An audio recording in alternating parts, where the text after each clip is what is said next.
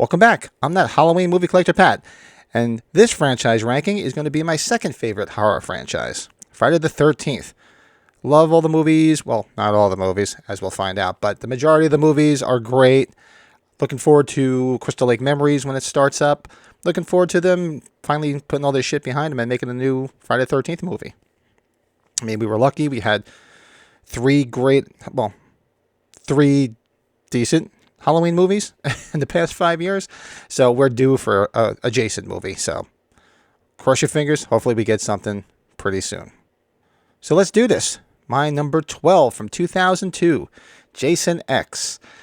When the rumblings of this started, sending Jason into space, having him cryogenically frozen, and and then it's basically Terminator Jason.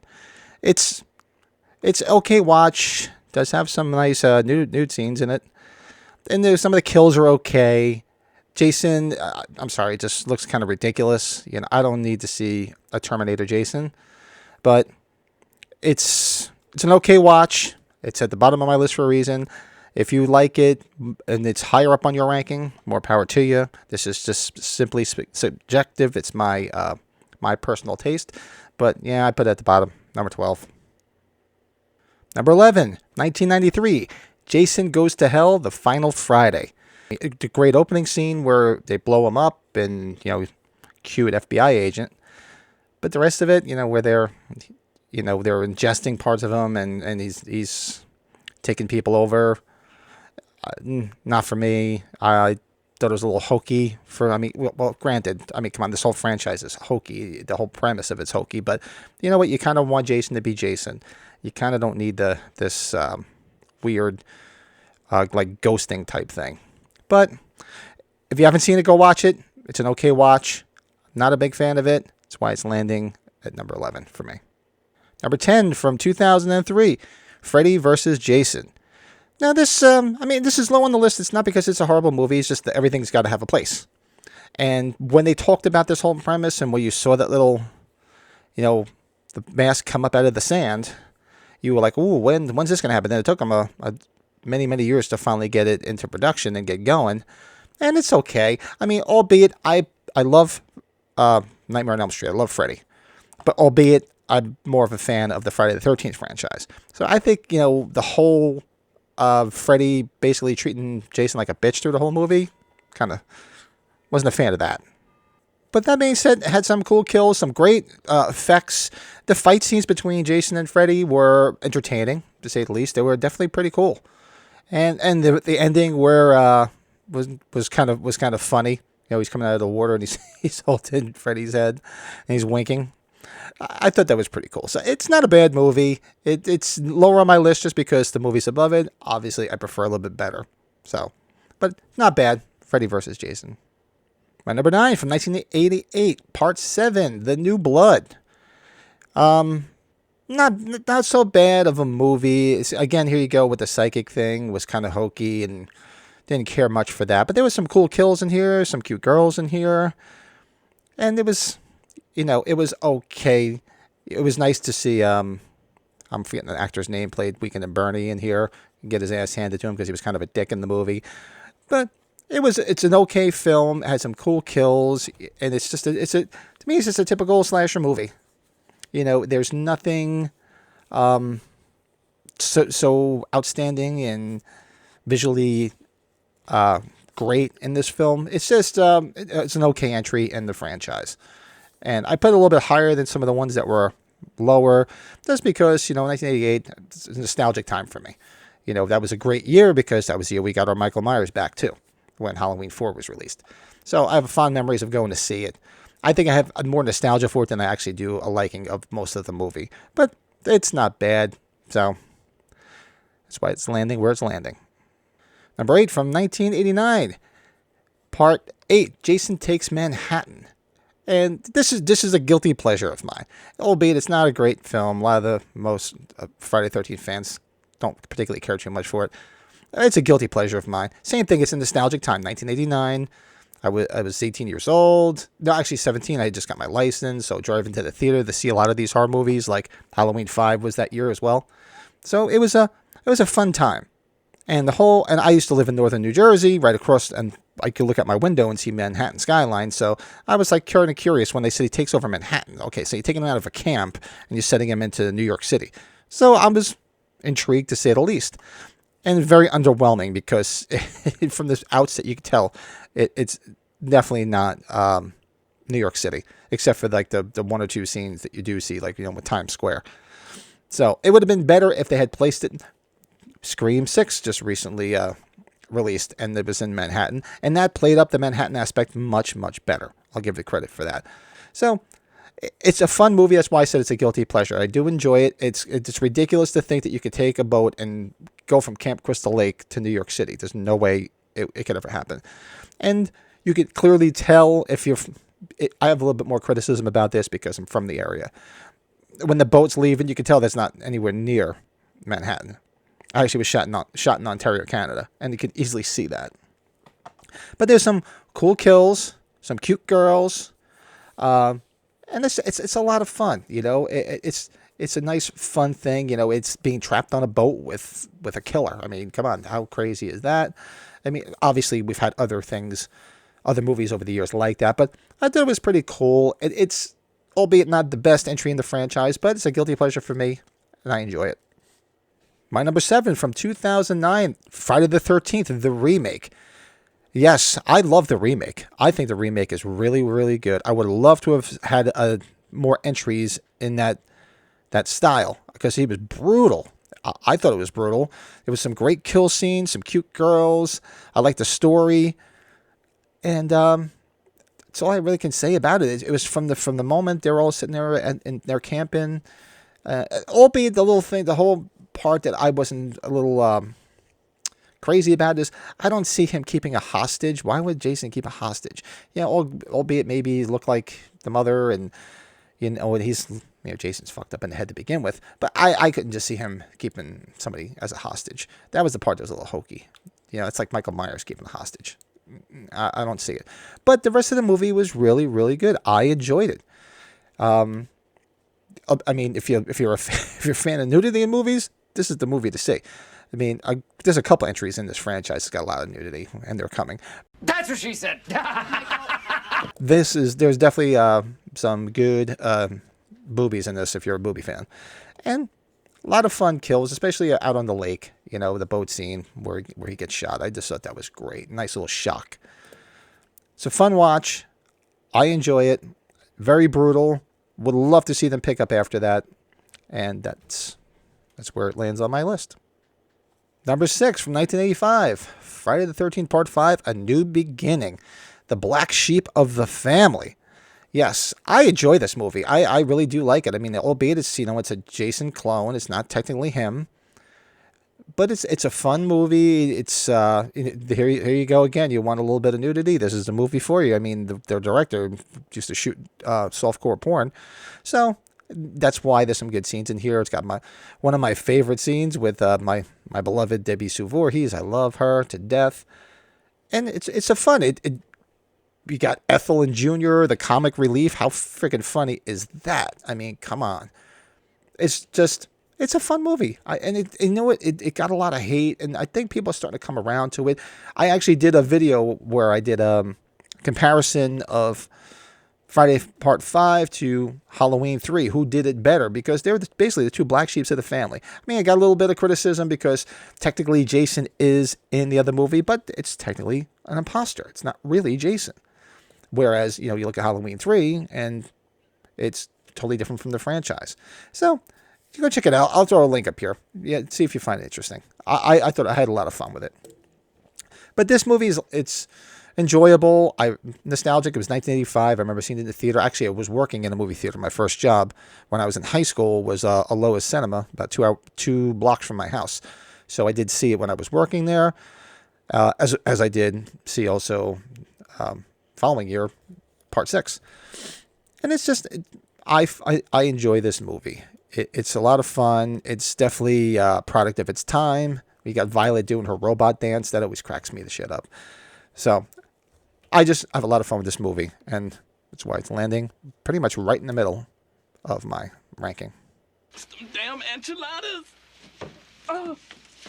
You gonna be all right? And this is where it's going to get a little divisive.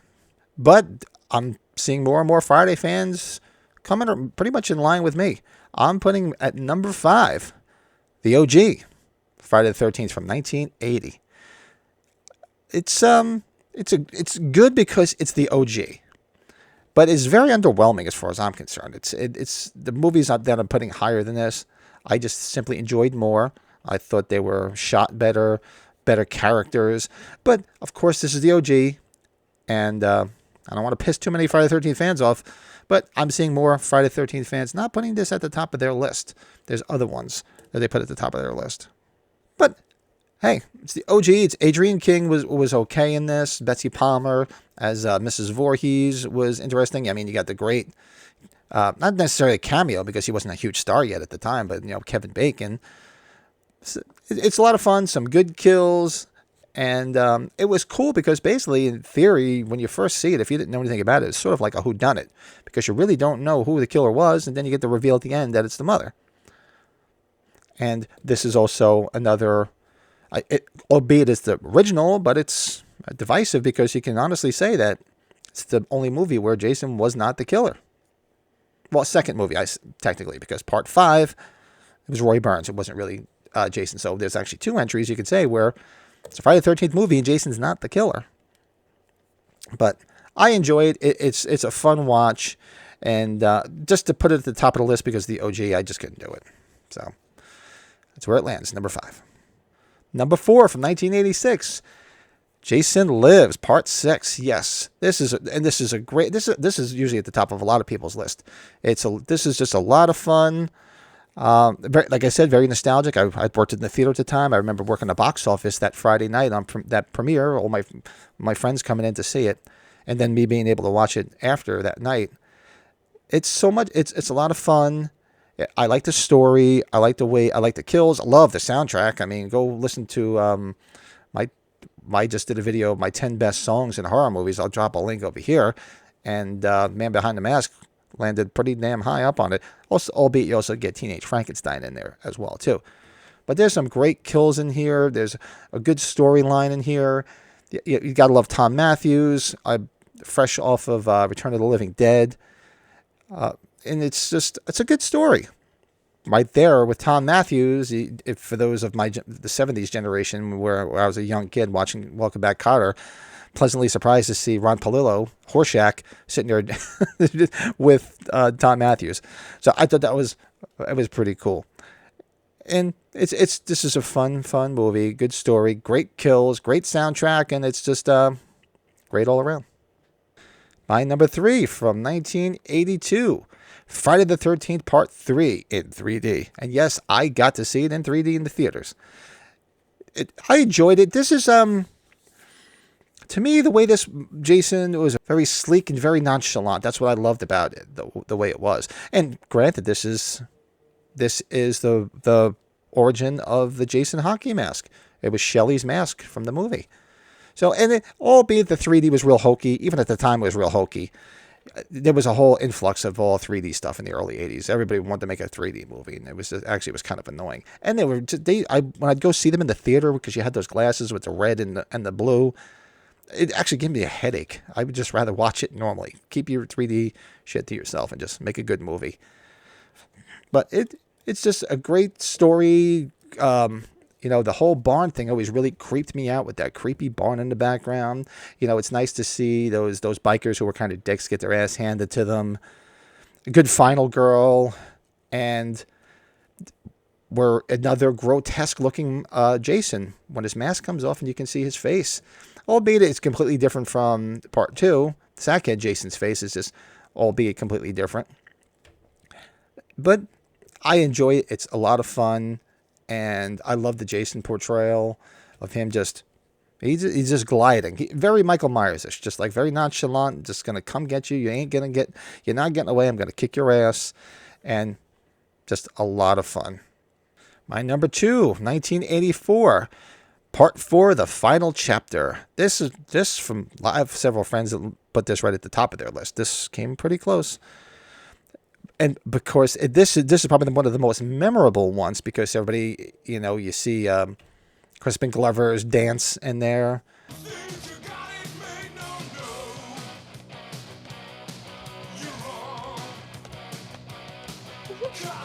With his buddy Ted, and Crispin Glover is technically the dead fuck to the whole movie. And there's some cute girls. There's a good story. Corey Feldman, is there as Tommy Jarvis, as the origin of Tommy Jarvis. And it's just a lot of fun. It's some real good kills. I love the story. And it did pretty much give you a finalization of the story, which was supposed to be at the time. But it made money. So naturally, when things make a lot of money, they just keep going. So there you go. They came right back with much more Friday the 13th. But I enjoy it. It's a lot of fun. Good kills. Great, memorable characters. And it's easily my number 2. And I'm sure you figured it out by now. My number 1 from 1981. Friday the 13th, Part 2. Still one of my favorite movies of all time. This entry just always seemed to really grab me because I just seem to enjoy it the most. I love Amy Steele as the final girl in this. I like the whole story, the introduction of Jason, basically, as the killer. I like Sackhead Jason. I thought it was very creepy, very like Chainsaw Massacre-ish, very Leatherface-ish, very Grindhouse looking with him in just the overalls and with the one eye hole. Good story, memorable characters, a lot of fun. You have some memorable kills, the wheelchair kill. Oh, how brutal was that? There's some great stuff in here, and it's just a very enjoyable film. I'm a big Kiss fan, so to me, I always get a kick out of when they're in the bar scene towards the end. And if you see Amy Steele and the guys sitting at the bar drinking, if you look off to her right, which is left of the screen, you see a Kiss pinball machine in there. I just love that. That's just that's my one fun little thing in that film. But it's a fun watch. It's a good watch. Great final girl. Great showdown towards the end. And that's it. That is my number 1. That is my go-to Friday the 13th. And it's usually, if it's on, that's the one I'm going to be watching. So there you have it. So that is my ranking of Friday the 13th films. What are your favorite? What order do you put them in? Drop some in the comments below. Even if you don't want to do all 12, you want to tell me your top 5, top 4, your favorite one. Yeah, drop it in below. Let me know. Just curious where everybody lands on this. With Friday the 13th, from what I see with a lot of the rankings, it's very varied. I mean, granted, the typical 4 or 5 are usually in that 4 or 5, maybe in different orders.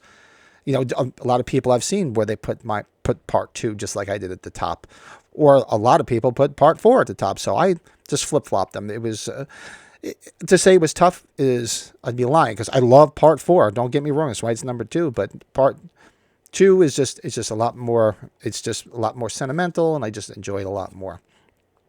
So, and if you like other rankings, I did a Halloween ranking of the whole franchise. I could throw a link up here. Go check that out.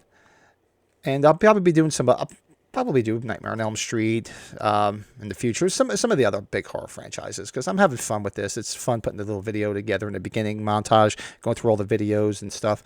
So I'll probably do something in the future. And if you're watching this and you're a Halloween fan, you know I'm that Halloween movie collector. So if you'd like to see any of my collection or updates about anything going on in this channel, you can check me out at Instagram at that Halloween movie collector, where I post stuff usually daily, either about what's going on in the channel or something from my collection that's either I have or something new that's come out. And if you're a Halloween collector, go check me out in Facebook land. I have a Facebook collectors group, Halloween and Michael Myers collectors group. Go check it out. People buy, sell, trade. There's a lot of custom masks in there, information about Halloween, all sorts of fun stuff. Go check it out.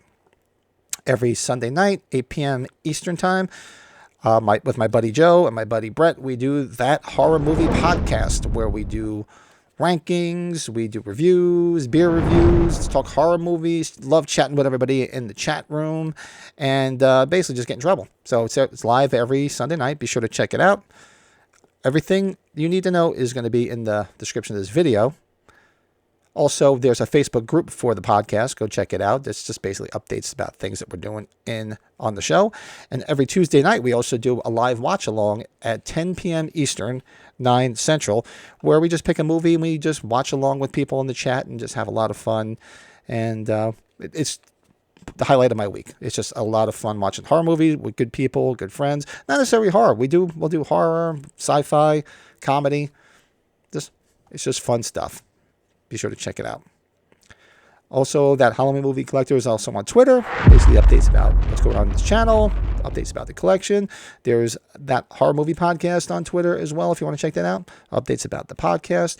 That is everything in all the places you should be able to find me, the podcast, the content, all that crapola, all that happy horse shit, and everything's in the bottom of this. It's right in this video too, if you want to check it all out and not listen to me ramble and talk with my hands, because I'm Italian. That's all I do is talk with my fucking hands. So thanks for sitting through this. I hope you enjoyed this ranking. Like I said, be sure, comment below. Let me know. Like this video. It helps people find this channel. So this way, bring some more like-minded horror fanatics, just like somebody that's probably watching this right now. And welcome into my little crazy little world here. And it's always fun to meet new people and talk horror. So be sure to like and subscribe to this channel. Be sure to tell your friends.